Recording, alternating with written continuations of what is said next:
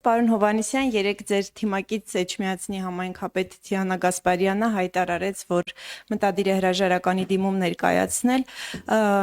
Մոտ մեկ շաբաթ առաջ Դիանա Գասպարյանը մասնակցում էր վարչության նիստին, կադրերից դա երևաց։ Պարոն Հովհաննիսյան, պատճառաբանությունները ներկայացրել է դեռ գործող քաղաքապետը, անձնական պատճառներ է մատնանշել, բայց ես կուզեի դուք անդրադառնայիք հարցին, արդյոք այս հրաժարականը կապ ունի այն ենթադրյալ կոռուպցիոն պատմությունների հետ, որոնց մասին բազմաթիվ հրապարակումներ կան մամուլում կապված Դիանա Գասպարյանի հետ, եթե ոչ, ապա վարչության նիստին արդյոք եղել է քննարկում իր հրաժարականի շուրջ, ինչպիսին է եղել վարչության դիրքորոշումը, այդուառումով շնորհակալություն։ Նախ վարչության նիստը ես չեմ կարող մեկնաբանել, որովհետև վարչության անդամ չեմ եւ վարչությունը ըստ էության իր հայտարարությունը տարածում է յուրաքանչյուր նիստից հետո, այնքան որքան հրապարակային է, ուրեմն սա այս մասով Տիկին Գասպարյանը, ինչպես դուք նշեցիք, իր հրաժարականի վերաբերյալ բացատրություն հրապարակային ներկայացրել է, ես դրան ավելացնելու եւ այդ հայտարարությունը մեկնաբանելու անհրաժեշտություն չեմ տեսնում, ինչ վերաբերում է մամուլի հրապարակումներին, հաշվի առնելով մամուլի հրապարակումների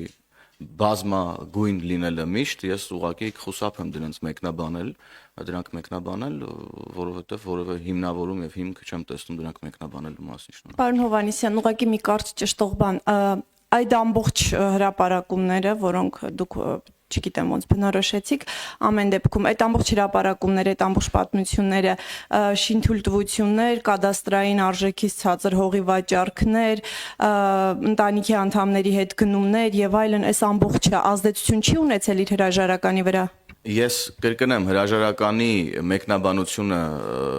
այս պայն այլևս ավելացնելու որևէ բան չունեմ, ինչ վերաբերում է ձեր հարցին գլոբալ կոնտեքստում, անկախ մարդու անուն ազգանունից, քաղաքական պատկանելիությունից, եթե որևէ մեկը ներգրաված կլինի որևէ կոռուպցիոն գործարքի մեջ, հովանավորչության գործարքի մեջ, պատժվելու է օրենքի ողջ խստությամբ, եթե հատկապես լինի քաղաքացիական պայմանագիր քաղաքական կուսակցության թիմից։ Ես սա ասում եմ գլոբալ առումով, իսկ կոնկրետ ձեր հարցերի վերաբերյալ ասածից ավելացնելու այլևս ոչինչ չունեմ։ Շնորհակալ եմ։ Կենտրոն հեռուստաընկերություն, խնդրեմ։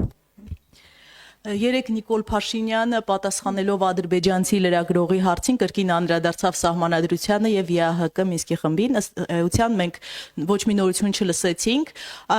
կուզենամ անդրադառնալ խաղաղության պայմանագրին, որը դեռ չի ստորագրվում, կարելի է ենթադրել, որ մինչեւ Հայաստանի սահմանադրությունը չփոխվի, խաղաղության պայմանագիրը այդպես էլ չի ստորագրվի։